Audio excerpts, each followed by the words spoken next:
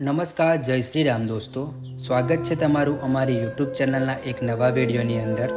તો આજે આપણે જાણીશું, જો આપણને કંઈ બહાર જઈએ છીએ અને આપણને વચ્ચે સ્મશાન યાત્રા જોવા મળે છે, તો આ સ્મશાન યાત્રા ખાસ જોવા મળે છે તેનું શું સૂચન આપણને જોવા મળે છે તેના વિષય પર આજે આપણને ચર્ચા કરીશું. અને હું તમને આજે આ સ્ટોરીની અંદર સમજણ પાડી દઈશ કે આજે આપણને સ્મશાન યાત્રા જોવા મળે છે તેના કયા સંકેતો આપણને જાણવા મળે છે.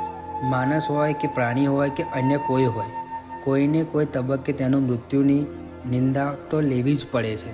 ભગવાન શ્રી કૃષ્ણ પોતે જ કહ્યું છે કે આત્મા એક શરીરનો છોડી બીજા શરીરમાં પ્રવેશ કરે છે, તેના અર્થ અને જે મૃત્યુ થયું છે એ ચોક્કસપણે એ કોઈ બીજા પર સ્વરૂપે પાછો આવશે. જ્યારે આપણને બહાર નીકળીએ છીએ તે વખતે આપણને સ્મશાન યાત્રા જોઈએ છીએ ત્યારે આપણને ડર લાગે છે કે તે દિવસ શુભ રહેશે કે નહીં, કે આવી યાત્રા જોઈ જો તમે કોઈ કાર્ય કરવા માટે જતા હોય તો એ કાર્યની અંદર તમને 100% સફળતા પ્રાપ્ત થાય છે.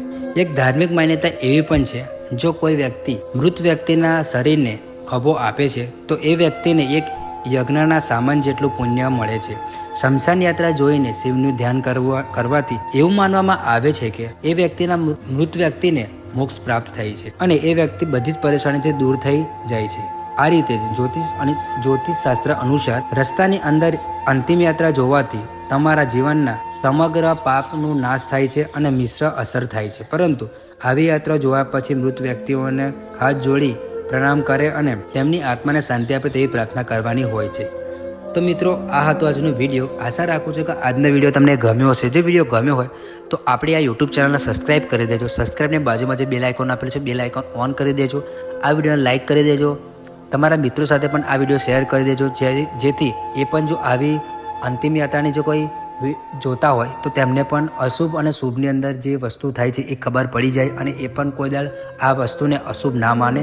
તો તમારા મિત્રોને પણ આ વિડીયો શેર કરી દેજો, કેમ કે આ વિડીયો બધા જ માટે રેગ્યુલર કમ્પલસરી છે, કેમ કે આ વસ્તુ ઘણા લોકો નથી જાણતા અને એ જાણે છે કે અશુભ વસ્તુ છે, પરંતુ અશુભ નથી, પરંતુ આ શુભ છે.